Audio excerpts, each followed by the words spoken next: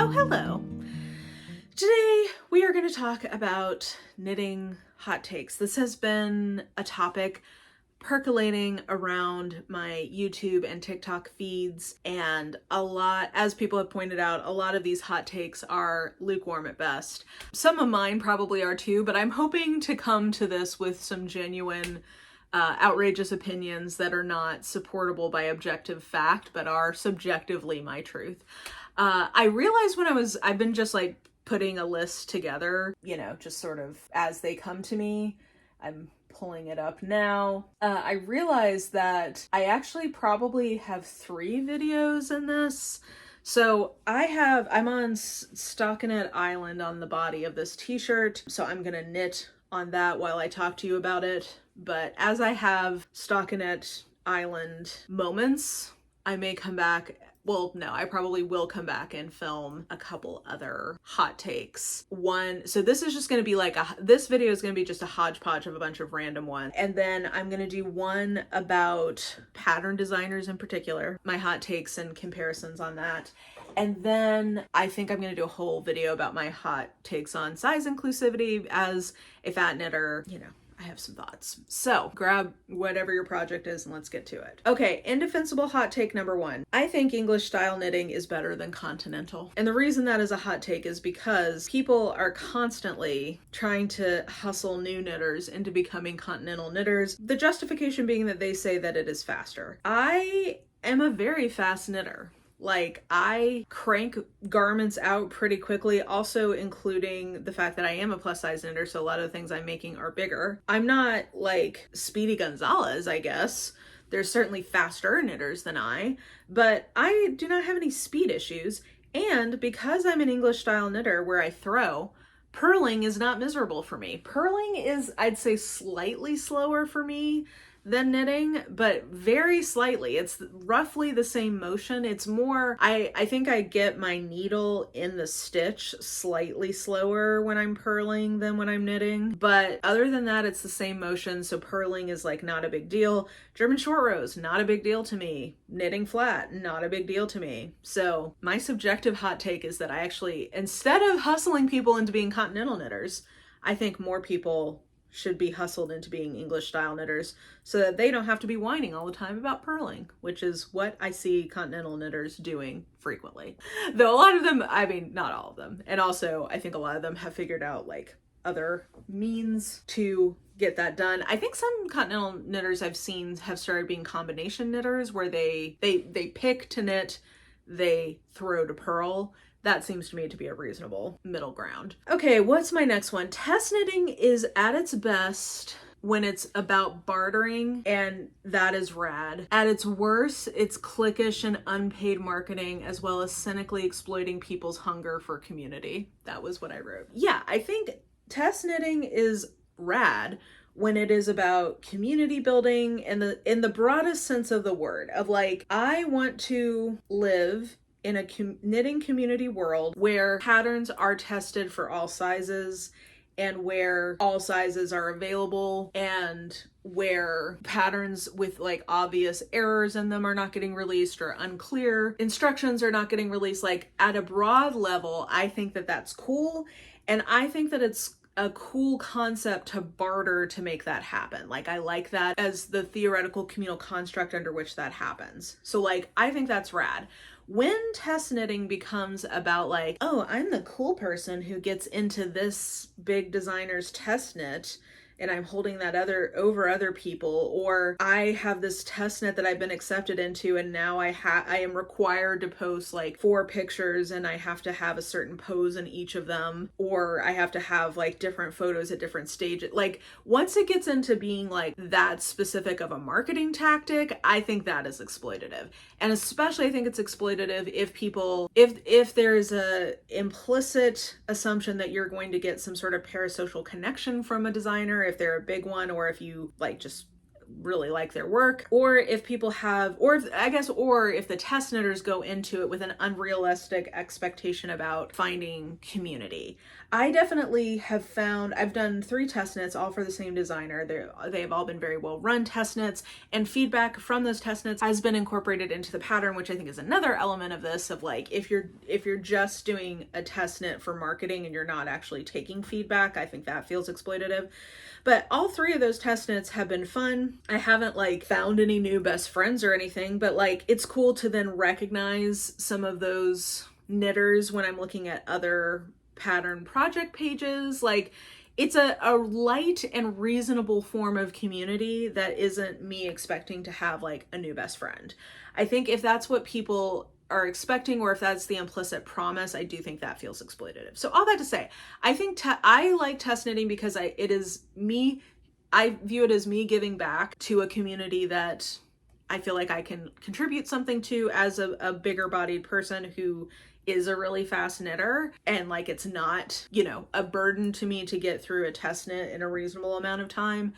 I feel like that's something I can do, and I like doing it, but I do see why people have problems with it, or how it goes off the rails quickly if people do not have good intentions surrounding it. Okay, women supporting women can become girl boss third wave feminism bullshit really quickly. Yeah. I have seen a lot of people in comment sections being like, I hate when women don't support other women when somebody is criticizing a business owner about something. That feels to me very individualistic, girl boss, shallow in its approach to feminism.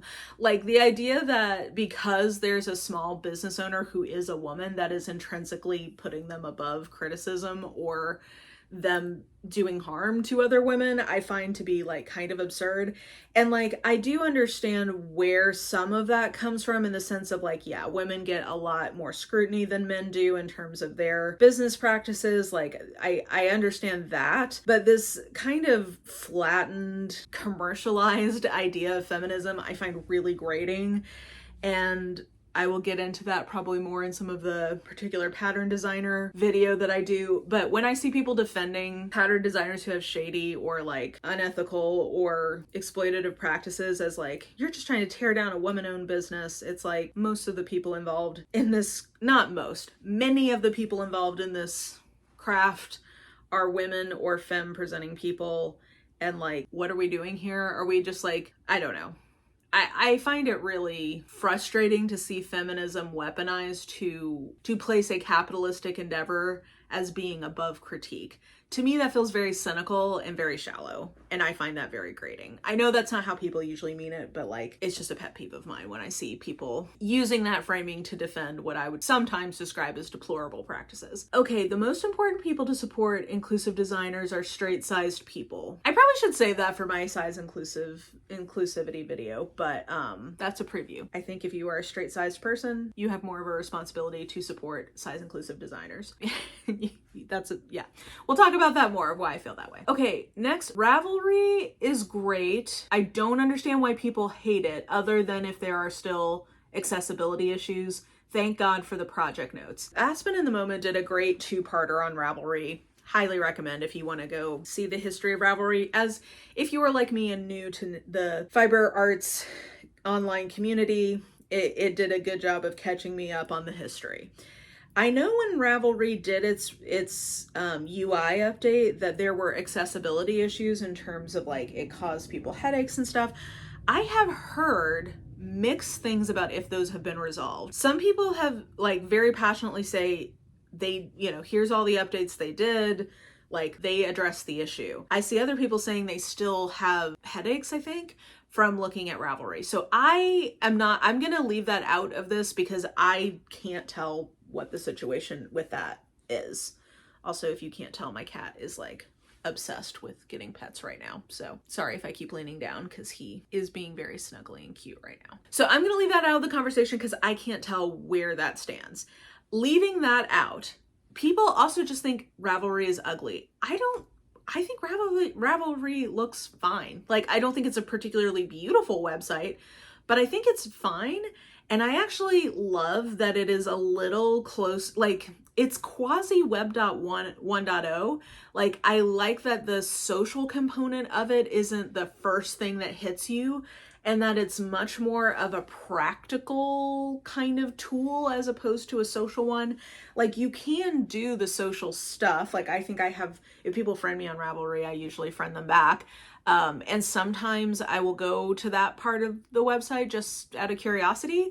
But like the main other user interaction I get is from project notes. And I am so thankful that there is a central place that has project notes, because sometimes if I'm wanting to make a modification, like sometimes I want to add additional back shaping, like sometimes circular yoke patterns don't include back shaping, to raise that up a little bit, I'll go and look at people's notes and see where they put theirs in. If I'm trying to decide if I'm, oh my God, you are being so cute, but also so annoying. Now he's trying to eat the cotton yarn, which he will not enjoy. If it was wool, I would understand, because he would enjoy that a little bit more. God, what was I saying? Oh, I also love looking, so if I'm thinking about making a pattern, I'm so thankful when people put pictures of their actual finished objects, because that gives you so much more of a realistic idea of what your stuff is going to look like.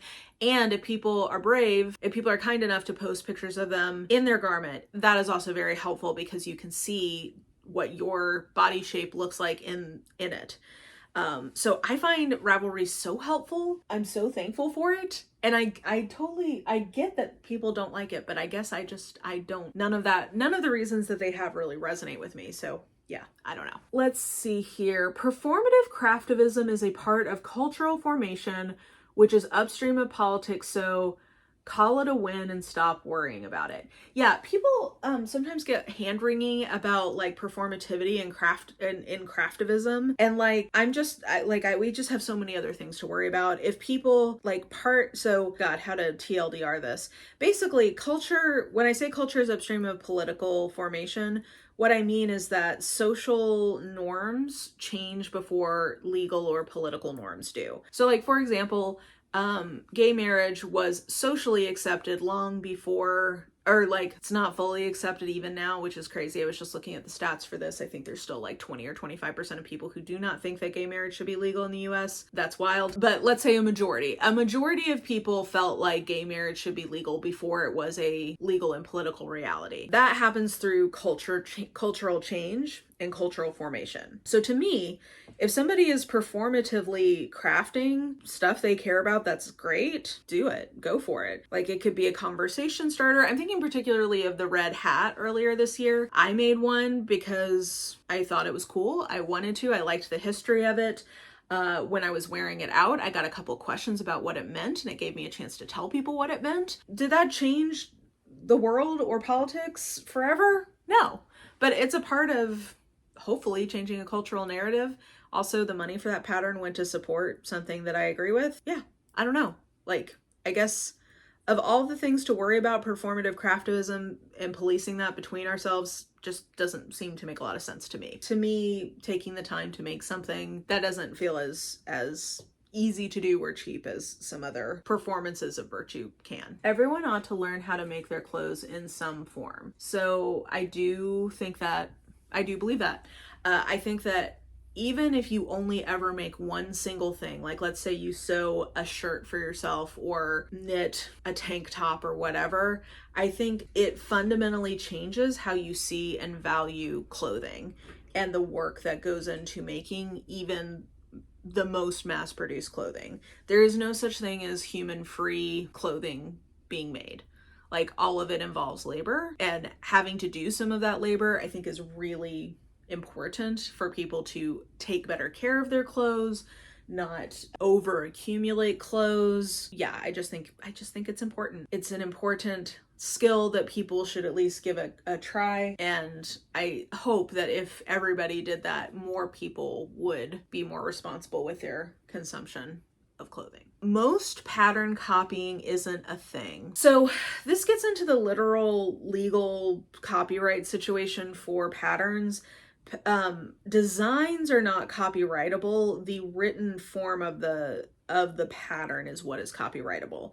And that obviously is stealing. Like if somebody goes and takes designer A's pattern and recreates it word for word or nearly word for word, that is copying and that is copyright infringement.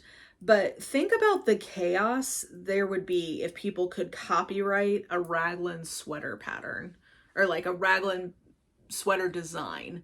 Like, a lot of times when people are getting like really worked up about copying, sometimes I see it for sure. Sometimes there is a distinct like color work element to it, or a distinctive like texture, or what, like there certainly are some things that it's like, okay, I think I see where the inspo for this came from.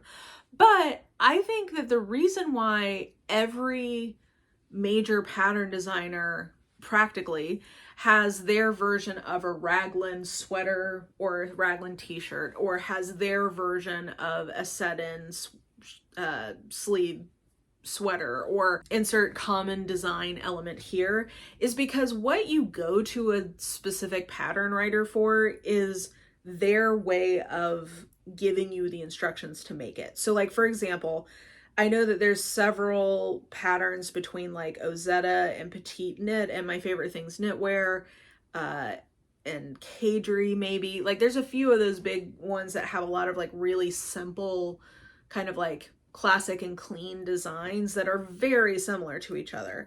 But what you're going to eat, the reason why you're going to make, you know, Ozetta's version of that is probably because you like her way of pattern writing, or you like her way of like you like her approach to construction, or you like her marketing photos that like give you inspiration and that, you know, motivate you to pick it up. I think that this idea that there's like not enough room for everybody to make their version of some of these classic designs is kind of silly, and just devolves into sort of like whatever the knitting community's version of Stan Wars are. If you are, and trust me, there are plenty of them out there, if you are a petite knit head, it doesn't matter how basic the pattern is. They want her version of that basic pattern, like period. So it doesn't matter if it's been done 100 times before. If it's a pattern writer that they like, or a parasocial relationship that they're invested in, like knitters want that person's version of it. So I just think that the whole copying thing usually is kind of just silly and a distraction. I do think the Crayabea has been doing a I haven't seen one recently. She needs Rebecca, you need to make more of these. Went over some of the like major copying scandals of the last decade, and some of them for sure, like there's a distinctive enough element to the original design that you're like, okay, yeah, I do think that this probably constitutes copying to an extent that it is like not cool. But most of the time it's like, okay, yeah, that person has a saddle-shouldered cardigan. This person has a saddle-shouldered cardigan. That person has a V-neck Aran weight sweater. This person has a V-neck worsted weight sweater. Like that's just kind of, when you have a craft that's been going on for hundreds of years, there's only so many new ideas, and it's like not like they shouldn't, both the fans of pattern writers and pattern writers themselves should spend far less time worrying about copying, I guess is my bottom line on that. My next one is a lot of the mainstream brands designers are duping are boring or ugly. So I know people love Cezanne, and I want to love Cezanne, and I want to dupe Cezanne so that I feel like one of the cool kids. But every time I go to click on a like top 10 Cezanne dupe pattern video, I'm just like, this is so boring. I'm not interested in any of these patterns. I guess I know that a lot of people enjoy knitting things are kind of just like classic, clean staples. And I definitely have some things that I like to do. Like this is going to be a cotton t-shirt, like a raglan cotton t-shirt with some lace detailing, but like in a pretty, you know, it's like slate blue. This is a pretty like wardrobe staple kind of thing. Like, so I get it. I like to do that too sometimes. But some of the stuff that people are trying to copy from mainstream clothing brands, I'm just like, I don't know that they have anything that exciting happening. Like, I think that you're limiting your creativity by trying to dupe them. Yeah, I don't know. I keep wanting to be more into that as a concept, but like I said, every time I go for a pattern roundup video duping a brand, I almost inevitably am just like, meh, like none of this is very interesting to me. Oh my gosh, I have so many of these. You should try to find in-person crafting people to make with. Yes, I do believe that. I have found that really satisfying. I have committed to going to a knitting book club in the last year, and I've really enjoyed it. Just like being in the same space with people and being able to chit chat about crafty things, I find really satisfying. And yeah, if you are somebody who has people in their life already who knit or crochet or whatever, and you can talk about it with them, then maybe this is not as much of a gap in your life. But I have found it very fulfilling to have, you know, some fellow crafters to make with in physical space together. So yeah, would recommend, if you do not have in-person crafting community, find a knit night. I've gone to some classes to learn things. That's also been fun. Sorry, I'm rearranging again because he seems to no longer be as interested in me. So I can put this back to where it makes more sense. Yeah, anyway, all that to say, in-person crafting, I'm a fan. I recommend. AI is antithetical to knitting aesthetic enjoyment. Yeah, so just beyond the ethical issues of AI in terms of the environmental impact, beyond the ethical issues in terms of like putting a pattern into AI for it to steal, apart from any of that, I just find AI aesthetically not in alignment with the coziness of knitting. I prefer to, like, I think part of the joy of knitting is that it is so offline and it's like not a screen-oriented hobby. So like introducing AI into it just aesthetically to me feels not in alignment with what I find enjoyable about the craft. I also find like the overuse of AI images, well, really just any, well, it depends on how you define AI. The use of generative AI images in knitting-based marketing, I also find really strange, and again, just like aesthetically not aligned with what I come to knitting for. So it doesn't work on me for marketing. Fiber arts are more interesting than most modern fine arts I've seen recently. Yeah, I've been struck as I've seen like people going to the state fairs and like quilting competitions and all that there's just so much more interesting stuff happening in fiber arts than when I've, you know, gone to museums in the last decade to see new exhibits and stuff. Like I don't know. I just think fiber arts, hot take, fiber arts are an undervalued art because they are dominated by women.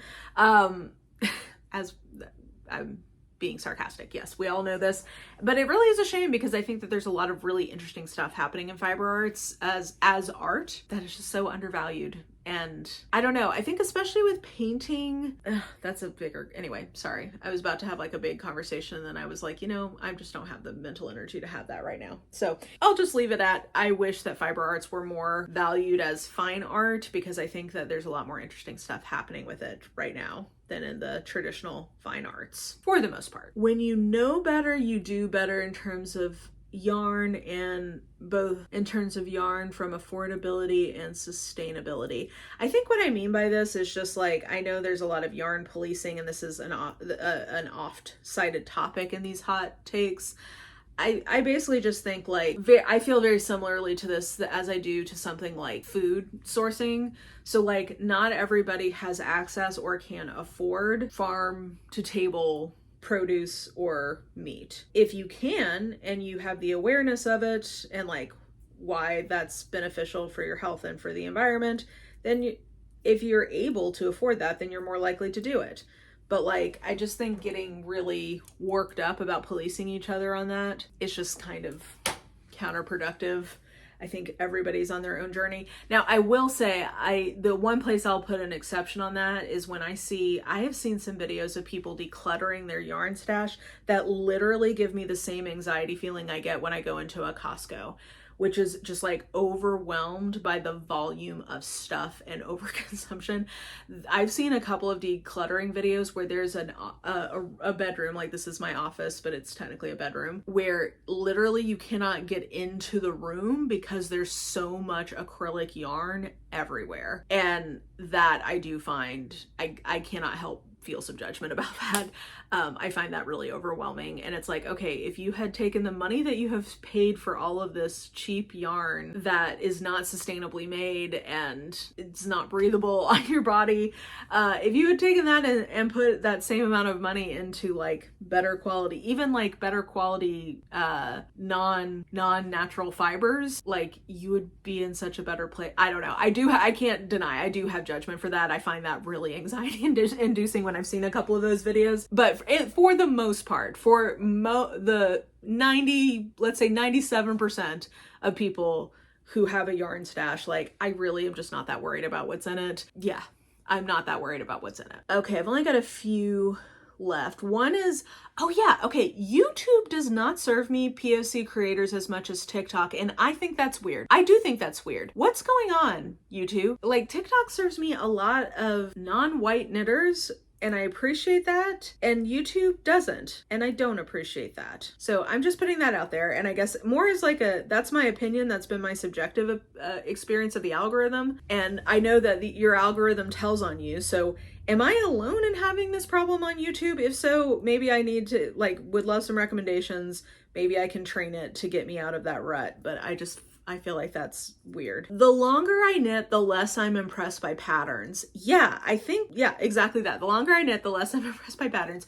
I think I am better able to discern what is actually something that's of interest to me in terms of technique or details. It's more that okay, I have my base pattern writers who I like their style, who I go to for my more basic stuff. And then there's just fewer, I guess maybe the way to say this is I think I get less FOMO now about patterns of oh, everybody's knitting, I don't know, the Sabai top right now. I need to be knitting the Sabai top. And I'm more able to take a step back and be this is a very simple top that is not size inclusive and is not that exciting. I don't need to feel FOMO about not knitting it because there's a dozen patterns that may not be the exact same, but have a lot of the same silhouette or details that would be interesting to me. I just don't need to sweat about hopping on to the hype train for this particular pattern.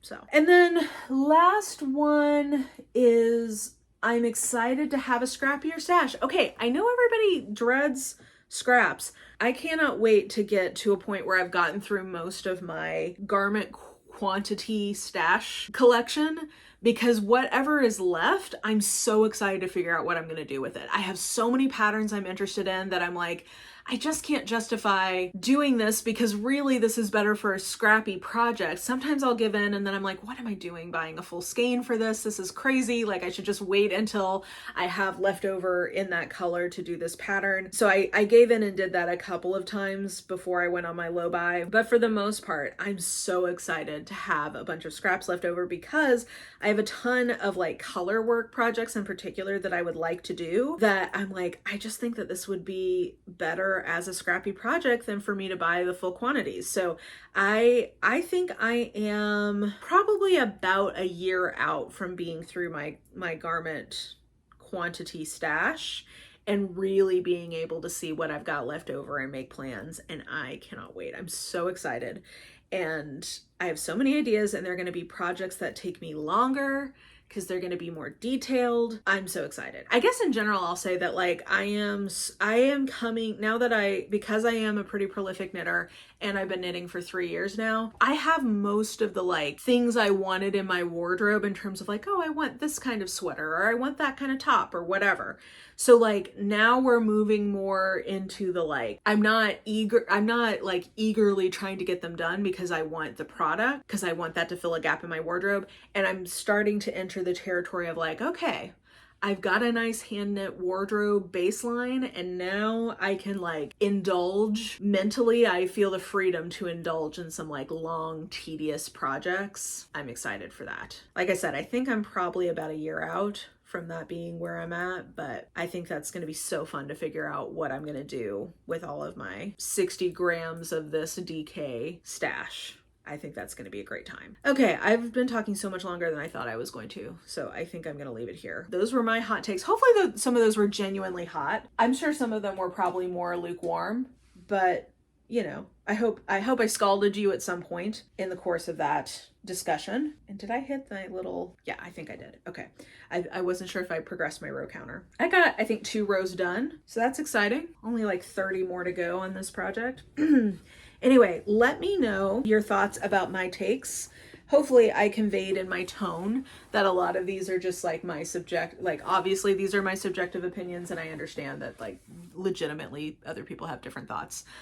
So I will look forward to your differing opinions in the comments. And like I said, once I gather my thoughts, I have 2 more of these kinds of hot take videos coming. One will be a designer pattern review, and one will be about size inclusivity. So stay tuned for that. In the meantime, I hope you're well. Take care of yourself, your friends, your family, your community. Be good to each other. Hit the bell if you want to know when I'm going to post. And we will just talk soon.